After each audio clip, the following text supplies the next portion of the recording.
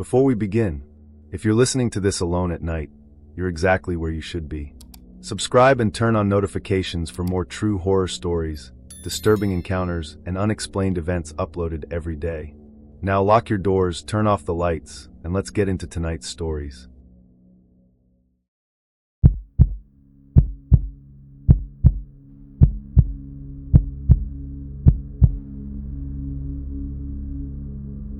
The border officer handed my passport back, then reached out and took it again. He stared at the screen in front of him without saying a word.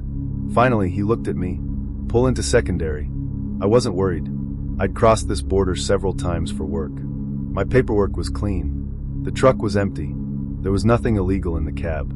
I figured it would take 10 minutes. Instead, I spent the next 6 hours answering questions about a trip I had absolutely no memory of taking. My name is Eric. I hauled medical equipment between warehouses on both sides of the northern border. Most crossings were uneventful. Show your documents. Answer a few routine questions. Drive away. The officers were professional, and after enough trips they started recognizing regular drivers. That night looked no different. Traffic was light. Only 3 trucks waited ahead of me. The inspection booths glowed beneath bright floodlights while rain drifted through the beams. Everything felt ordinary. When it was my turn, the officer scanned my passport. His expression changed almost immediately. He scanned it again, then one more time. Where are you headed? Chicago. When did you leave Canada? This afternoon. He looked back at the monitor. Pull into secondary. No explanation. Secondary inspection sat behind a chain-link fence beside the main crossing. Officers searched cargo, verified paperwork, and occasionally examined vehicles more closely. Nothing unusual. I parked where instructed. Another officer approached my window carrying a tablet. How many times have you crossed this month? I think 4. He frowned. Our records show 5. I haven't. He rotated the tablet toward me. One entry displayed my full name, passport number, truck registration, photograph. Everything matched. According to the system, I'd crossed the border 3 nights earlier, at 2:14 a.m. I hadn't. At that exact time, I'd been asleep at a truck stop nearly 300 miles away. I remembered it clearly. The officer studied my face. You don't remember? There has to be a mistake. He nodded slowly. That's what the last driver said. Before I could ask what he meant, another officer interrupted. They're ready. Ready for what? I was escorted into a small interview room. White walls, metal table, single camera in the corner. A supervisor entered carrying a thick folder. He opened it. Inside were photographs. The first showed my truck crossing the inspection lane. The second showed me smiling through the driver's window. I had never smiled for a border camera. The third photo disturbed me most. It showed the passenger seat. Someone was sitting there. The face had been blurred by motion, but the outline was unmistakable. I always drove alone. The supervisor slid another photograph across the table. This was taken 30 seconds later. The passenger seat was empty. No door had opened. No one appeared leaving the truck. He quietly asked, "Who was traveling with you?" "I don't know." He believed me. Oddly enough, that seemed to worry him even more. They searched my truck from top to bottom. Nothing unusual. No hidden compartments. No contraband. No evidence anyone else had ever been inside. While the search continued, I sat alone watching security footage on the interview room monitor. Without warning, the screen switched to another camera. Not live. Recorded. It showed the border crossing at 2:14 a.m. My truck entered the inspection lane. Stopped. The officer leaned toward the driver's window. Spoke for several seconds. Then, saluted. The gate opened. As my truck passed beneath the overhead camera, something moved in the sleeper compartment behind me. A figure slowly leaned forward, watching through the rear window. The timestamp froze. The supervisor immediately switched the monitor off. "You weren't supposed to see that." He apologized, then quietly asked one final question. "Has anyone ever waved at your truck when there wasn't anyone outside?" I didn't answer, because I suddenly remembered something. 3 nights earlier, while parked at that truck stop, someone had knocked once on my sleeper door. I ignored it. When I checked the mirrors, the parking lot had been empty. Just before sunrise, they released me. No explanation, no paperwork, only one instruction. "If you cross here again, use a different lane." I asked why. The supervisor looked toward the inspection booths, because lane 3 keeps recording drivers before they arrive. Months later, my company changed routes. I stopped using that crossing entirely. Curiosity eventually got the better of me. I filed a request for my border entry records. When the documents arrived, every crossing looked normal, except one. There were 2 departures, but only one arrival. According to the official records, one version of me crossed the border and never came back. I still haul freight, still carry a passport, still answer routine questions at checkpoints. But whenever an officer tells me to pull into secondary, I check the passenger seat first. Not because I expect to find someone there, because I'm afraid one day, the officer will look past me, nod politely toward the empty seat, and say, "Welcome back."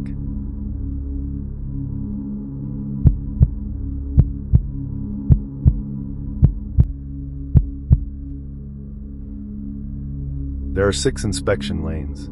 That's exactly what my GPS said. So I slowed down, looked through the windshield, and counted them myself. 1, 2, 3, 4, 5, 6.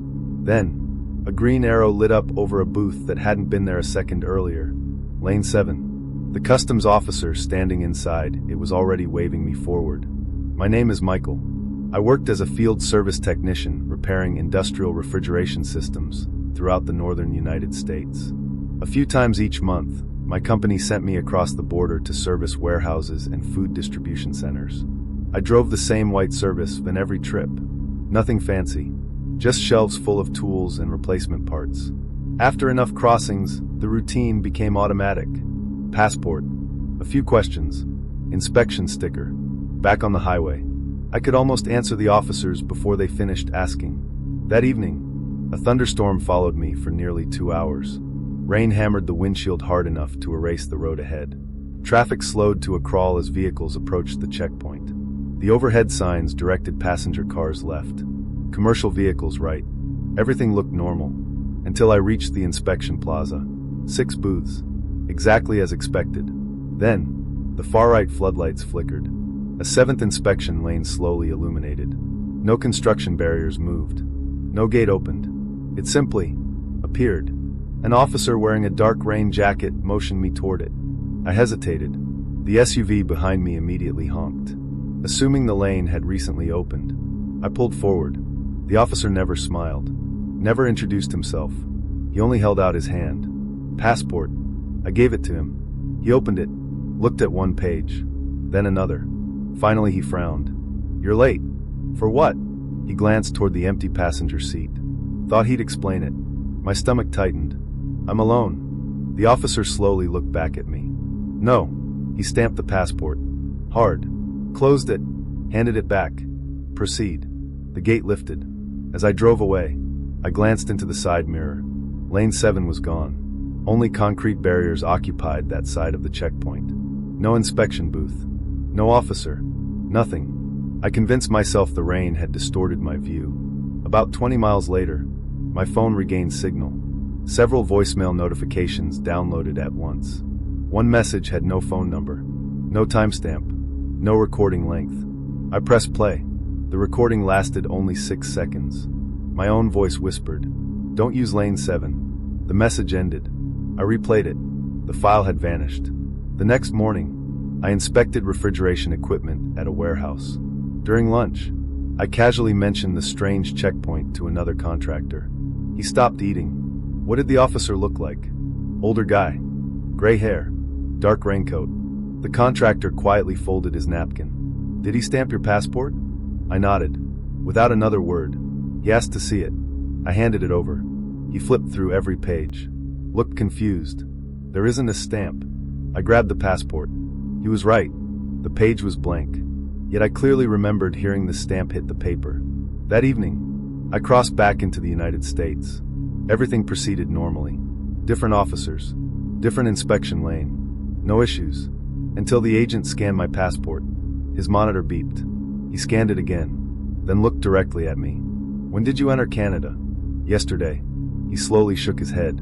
"Our system never recorded you entering." I laughed nervously. "I definitely crossed." He frowned. "According to our records, you've been missing for 36 hours. My blood ran cold. He turned the monitor toward me. My departure from the United States appeared. No Canadian entry. No Canadian exit. Only my current arrival. It looked as though I'd driven into the border, then simply disappeared. They searched my van, checked my work orders, called my employer. Everything matched. Eventually they let me go. Weeks passed. Life slowly returned to normal. Then one rainy night, I accepted another service call near the border. As I approached the inspection plaza, I counted the booths. 6. I smiled to myself. Maybe I'd imagined the entire thing. Then, every overhead lane indicator suddenly went red. Except one. Far to the right, a single green arrow illuminated. 7. The same officer stood beneath it, waiting. This time, I stayed in the regular traffic lane. Cars behind me began honking. One driver flashed his headlights repeatedly. The officer never moved. He simply watched me. As I reached booth 4, the customs agent leaned out his window. "Sir, why did you ignore the open lane?" I looked past him. "There isn't another lane." The agent stared at me, confused. "Of course there isn't." He checked my passport, asked 2 routine questions, then handed it back. As I drove away, I glanced into the mirror. For only a second, Lane 7 stood exactly where I'd first seen it. The officer remained beneath the floodlights, completely motionless. Then lightning flashed. The lane disappeared. I no longer accept jobs requiring border crossings after dark. My company thinks I simply prefer daytime driving. That's easier than explaining the truth. Because if you've never had an inspection officer recognize you, before you've ever met him, you wouldn't understand. And if you ever approach a border crossing in heavy rain, take a moment to count the inspection booths. If you somehow find a 7th lane waiting for you, don't be curious. Don't follow the green arrow. And whatever you do, don't let the officer stamp your passport. Because I still don't know where that missing border record went. I'm just grateful. It wasn't me who disappeared with it.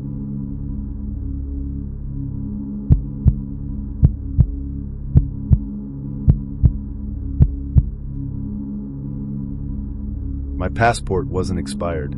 It wasn't damaged. It wasn't missing any pages. I'd used it dozens of times without a single problem. So when the border officer looked at it for nearly a full minute before asking me to step out of the car, I assumed there was some kind of computer error. Instead, he pointed to a stamp I'd never seen before, a stamp that wasn't from any country on Earth. And according to his computer, it had been sitting in my passport for years. My name is Brian.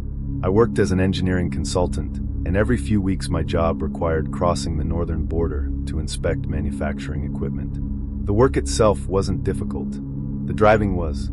Long hours, empty highways, late-night border crossings after finishing projects. Eventually, the process became routine. Keep your passport ready. Answer the questions honestly. Drive on. I never imagined a tiny stamp could change everything. The crossing that night was unusually quiet. Only 2 passenger vehicles waited ahead of me. The inspection plaza was brightly lit, but the surrounding highway disappeared into thick fog. By the time I reached the booth, rain had started falling hard enough to drown out the sound of my engine. The officer greeted me politely, collected my passport, scanned it, then frowned. He scanned it again. A second officer walked over. Without saying a word, they both stared at the monitor. Finally, the first officer asked, "Where did you get this document?" "It was issued by my government." He slowly opened the passport to the center pages. "Not the passport. This." He pointed to a faded gray stamp near the bottom corner of an otherwise blank page. I had never seen it before. No country name, no emblem, no date, only a circular seal surrounding 3 words. "Exit approved." Nothing else. I laughed awkwardly. "That's not mine." The officer didn't laugh. "Our system says it is." I was directed into secondary inspection. Inside, a customs supervisor placed my passport beneath a special ultraviolet scanner. The gray stamp glowed bright blue. Several other hidden markings suddenly appeared around it. Tiny numbers, symbols, almost like another passport hidden beneath the ink. The supervisor quietly asked, "When did you receive your exit authorization?" "I don't know what you're talking about." He studied my face for several seconds, then nodded. "I believe you." That answer somehow made things worse.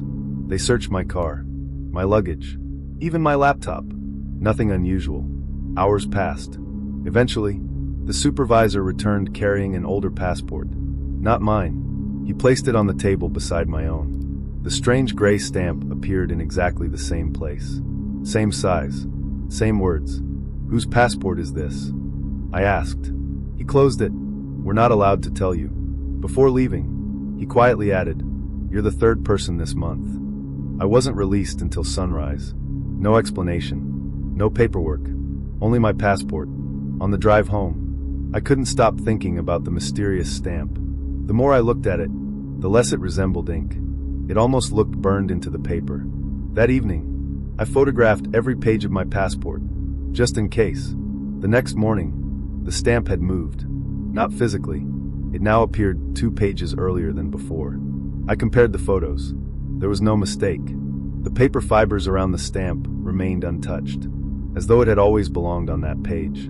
Weeks later, I crossed the border again. Different checkpoint, different officers, different country. The passport scanned normally. No questions, no strange looks. Relieved, I reached the final exit gate.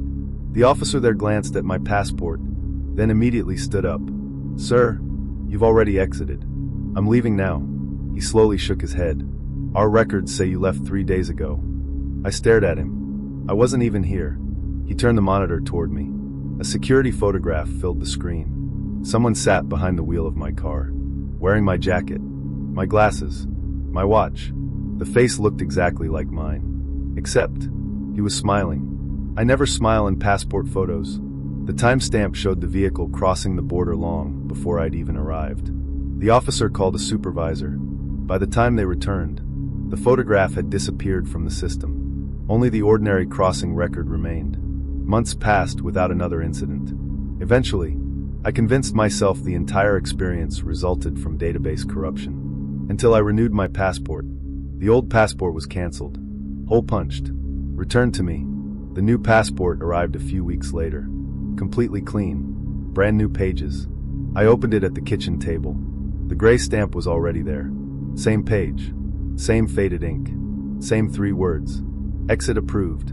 I immediately contacted the passport office. They insisted the document had never left secure custody before being mailed. No one could explain it. Now, whenever I travel internationally, I avoid looking at that page, because each time I do, the stamp seems a little darker, a little clearer, as though it's slowly becoming permanent. And sometimes, when a border officer scans my passport, their expression changes for just a fraction of a second. Most say nothing. They hand it back, wish me a safe trip. But every now and then, one of them quietly asks the same question. Are you sure? This is your first time leaving? I never know how to answer. Because somewhere, in some record I'll probably never see, someone with my face already crossed that final checkpoint. And judging by the stamp that's waiting inside every new passport I receive, he never came back.